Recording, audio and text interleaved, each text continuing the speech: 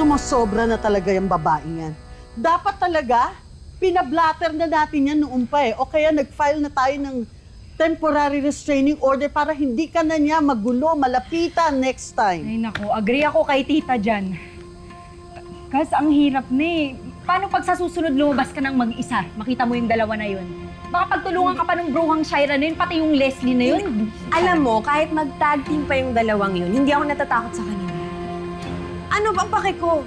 Nakakalimutan ba nila na kayang-kaya sila ng training ko sa Kalasag, lalo na yung si Shaira? Di ako takot, no? Pero hanggat hindi natuturuan ng leksyon ng babaeng yan, hindi yan titigil ng panghaharas sa'yo, Christina.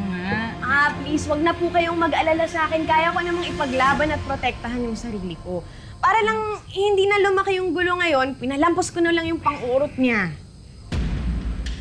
Pero, eto lang talaga, wag siyang magkakamali na idamay si Tori.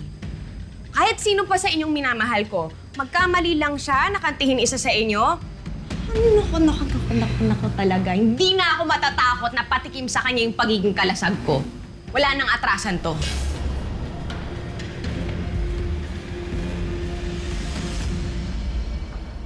Han.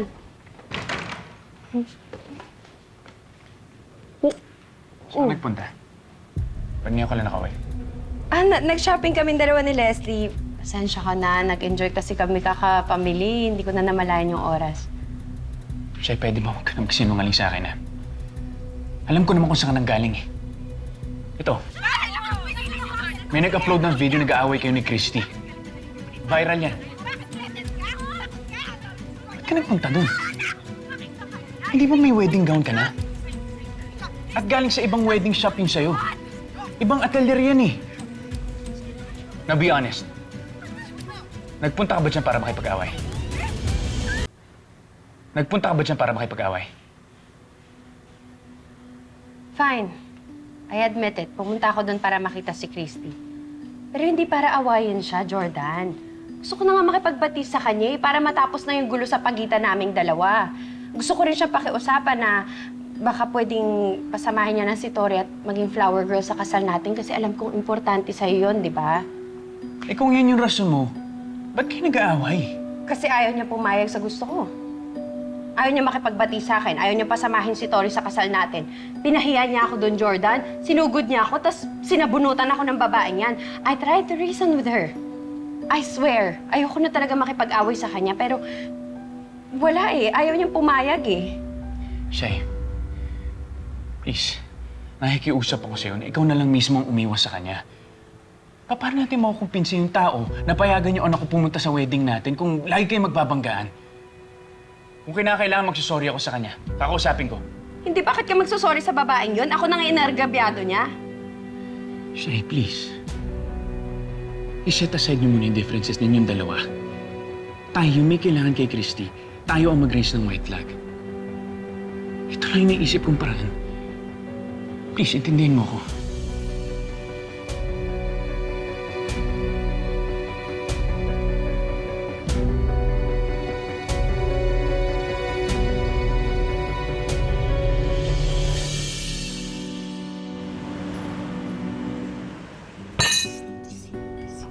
Kainis!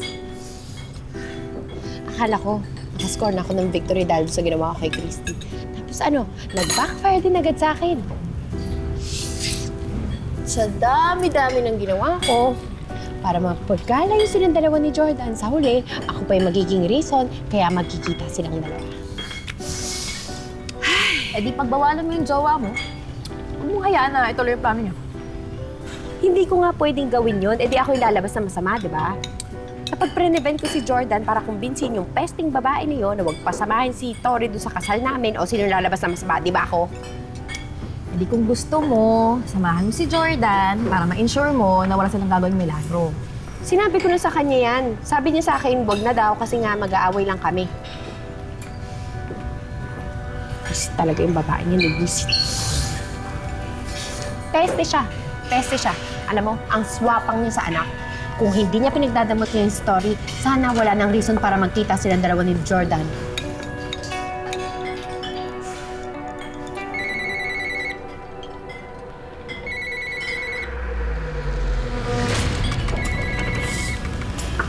Sino si A?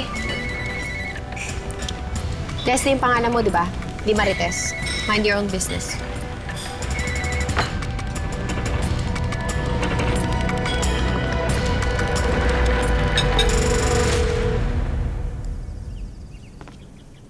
Set!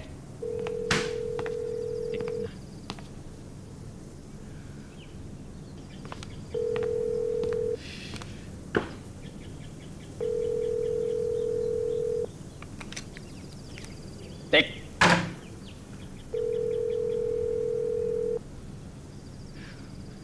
Kontakin mo ulit. Huwag mong titigilan hanggat hindi sumasagot. Kanina ko pa nga tinatawagan eh. Kanina pa rin ako binabagsakan ng telepono. Halatang iniiwasan tayo. Baka kayo umasa pa. Iniiwan na kayo sa ere ng taong nagpakidnap sa akin.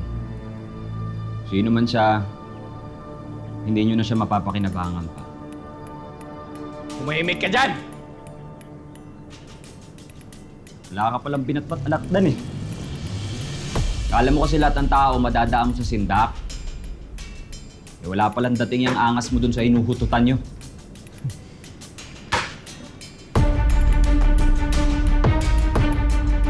Sabi mo? Ha? Hmm? Hmm? Ha? Isip.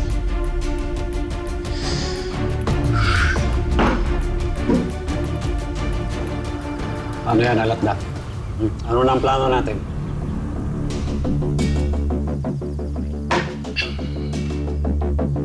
Hindi ako papayag na baliwalayin tayo ng contact natin. Sa ayaw at sa gusto niya, kailangan niya sundin yung iuutos ko. Dahil kung hindi, sisirain ko yung buhay niya, guguluhin ko yung mundo niya. Pagsisisihan niya na kinalaban niya.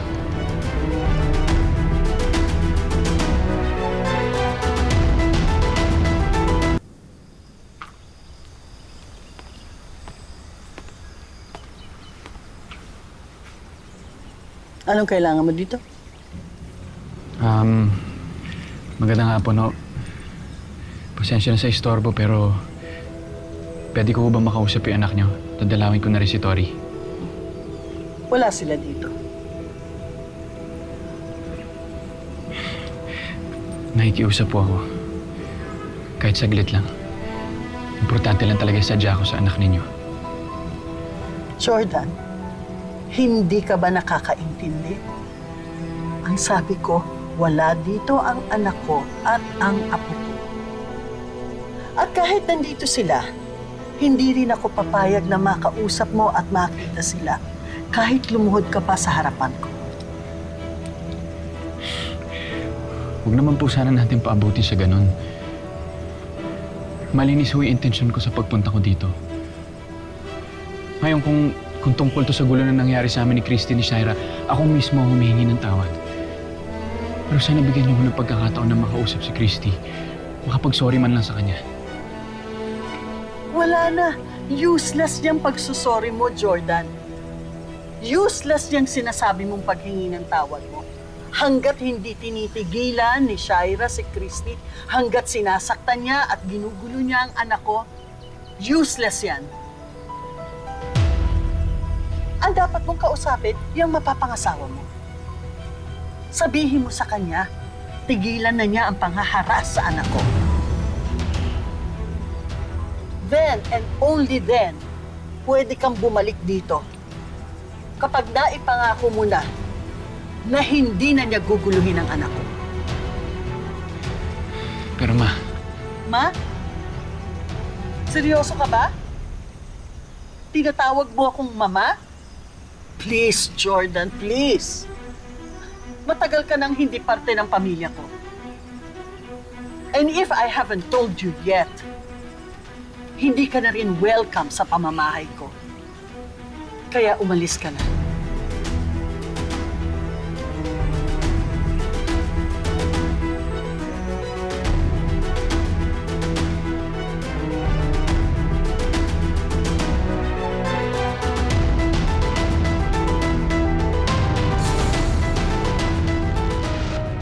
Ba't ba ang kulit mo, ha? Tawag ka ng tawag sa akin. Magpadala ka pa ng 200,000. Anong tingin mo sa akin? Nanganganak ako ng pera? Kapag hindi mo ibinigay yung hinihingi ko, ako mismo maglalaglag sa'yo. Gusto mo bang malaman ni Jordan na ikaw ang nagpadukot at nagpapatay kay Jeff? Yes, Nak. Nakita po ako nagtitinda ng ice cream doon. Ako na lang sasama sa kanya para bumili. Uy! Sandali! Ala! Halika. Nasugat mo. Hindi ko gusto na hinahawakan mo yung anak ko. Yakapin o halikan. Kung may masama dito, ikaw yon. Dahil ang dumi-dumi ng utak mo.